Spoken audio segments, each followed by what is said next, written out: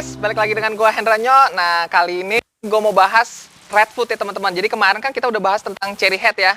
Nah, sekarang gue mau bahas tentang Redfoot nih. Nah, ini ada beberapa anakan Redfoot yang sekarang lagi ready.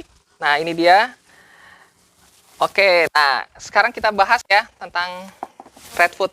Jadi kemarin itu kan gue udah sempet bahas tentang Cherry Head.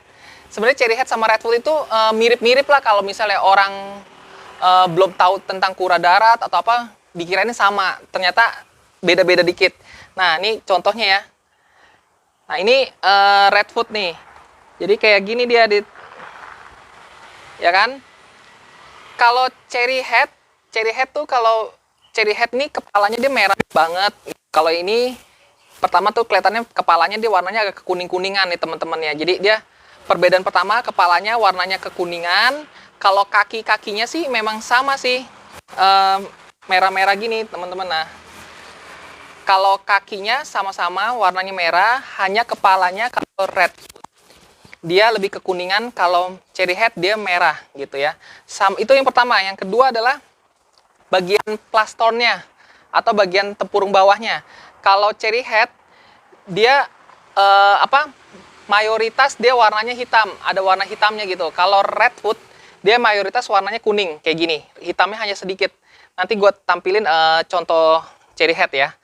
Jadi ini Redfoot gitu. Nah, kalau dari makanannya sama aja karena memang mereka kan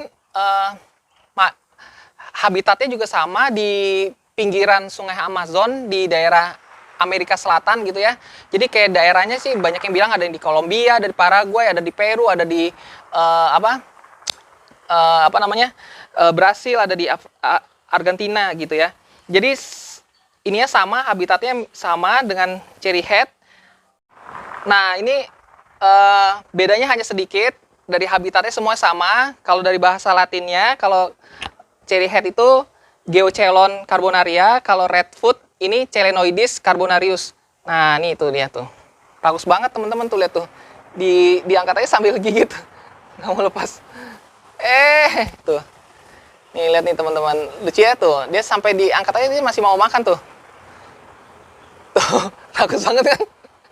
Ya udah nih, kita taruh aja. Jadi ini sekarang sih gue kasih makannya sih Fumax sama timun ya teman-teman.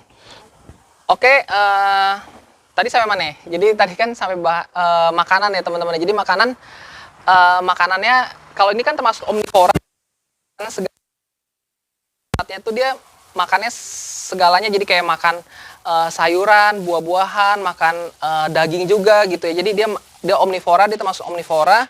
Jadi kalau di habitat tuh dia kayak rumput-rumputan makan, bunga-bungaan, terus itu kayak makan jamur juga dimakan, makan serangga, makan buah-buahan yang jatuh dari pohon, segala macam, bahkan bangkai binatang pun dia makan teman-teman ya. Jadi kayak dia tuh benar-benar omnivora nih teman-teman, dia ini omnivora.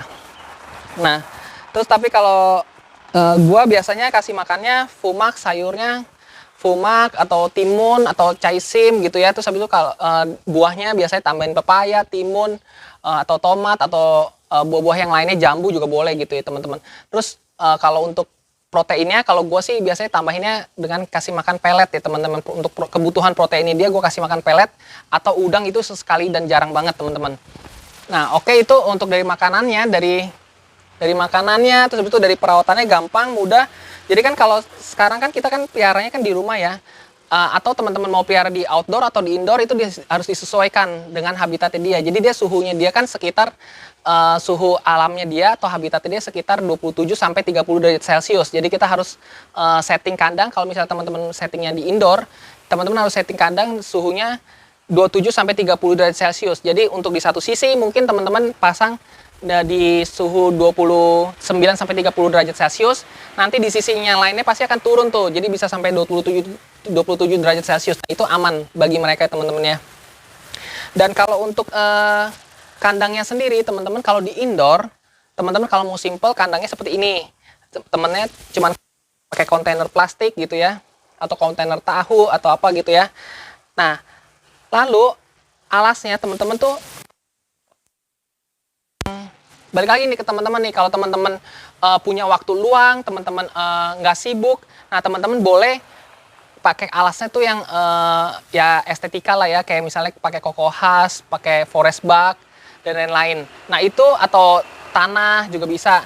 Karena kalau alas kandang yang seperti itu dia tuh sangat menjaga kelembapan teman-teman. Jadi memang ini kura-kura kura-kura forest ini, kura-kura hutan ini memang habitatnya cukup lembab. Jadi itu kalau alas yang tadi gue sebutin itu tuh bisa menjaga kelembapan dengan cara disemprot-semprotin air gitu ya.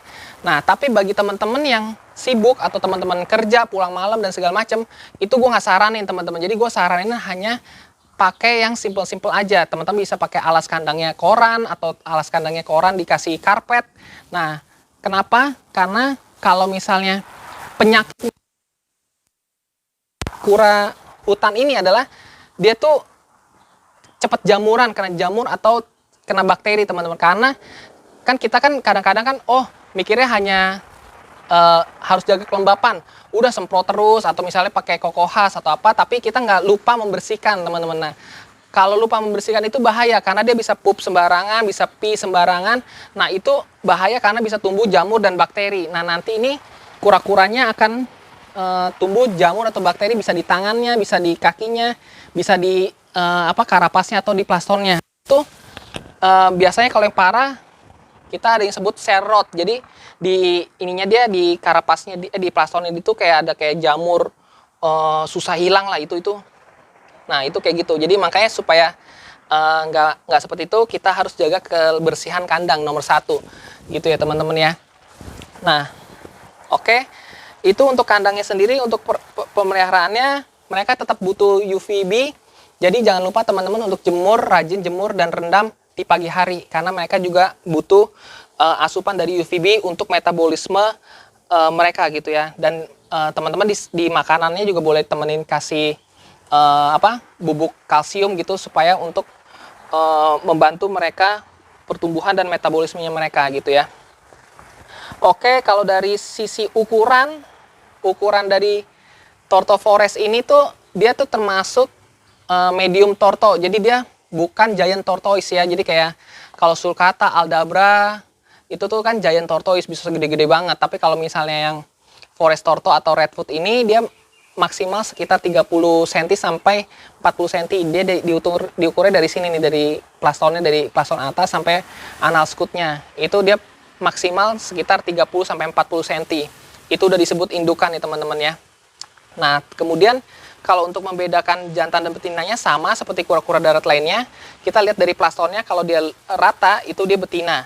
Tapi kalau dia cekung itu jantan. Tapi ini kita bisa taunya ini tuh kalau udah size-nya tuh, kalau untuk kura-kura forest ya, kura-kura forest size-nya tuh sekitar di atas 25 lah ya. Pokoknya sekitar 25 baru kelihatan cekung atau ratanya.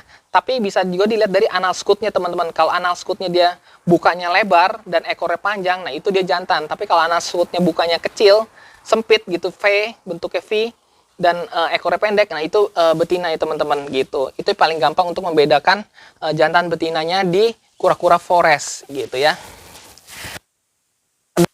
Sama, cuman kalau forest size-nya, karena size-nya nggak bisa gede, jadi dia size kecil pun udah kelihatan dia cekung atau enggaknya. Oke, gitu aja teman-teman. Terus apalagi ya yang gue mau sharing ya? Ya tetap aja kura-kura forest ini, jadi dia bisa dilihat dari kecantikan dari karapasnya sendiri. Jadi dari motif karapasnya ini tuh beda-beda teman-teman. Jadi ada yang high yellow, ada yang gelap gitu ya. Kalau misalnya ini kan kayak ini kan high yellow kan teman-teman. Jadi yellownya lebih banyak, lebih cerah gitu ya. Terus ada yang motifnya seperti ini gitu ya. Terus ada yang udah mulai keluar putih-putihnya, ini marble-nya gitu ya. Atau seperti ini dan lain-lain gitu ya. Oke. Gitu aja sih teman-teman cerita tentang redfoot ini ya teman-teman. Jadi ini merupakan salah satu kura-kura yang boleh teman-teman koleksi gitu ya, dan gampang pemeliharaannya karena dia termasuk forest torto yang gak ribet-ribet banget gitu ya. Oke, gitu aja teman-teman. Balik lagi, jangan lupa teman-teman subscribe video gua, dukung terus channel gua ini, Hendronyo Punya Cerita, dan jangan lupa juga follow IG gua, Hendronyo Don Toto. Oke, thank you guys, see you, bye bye.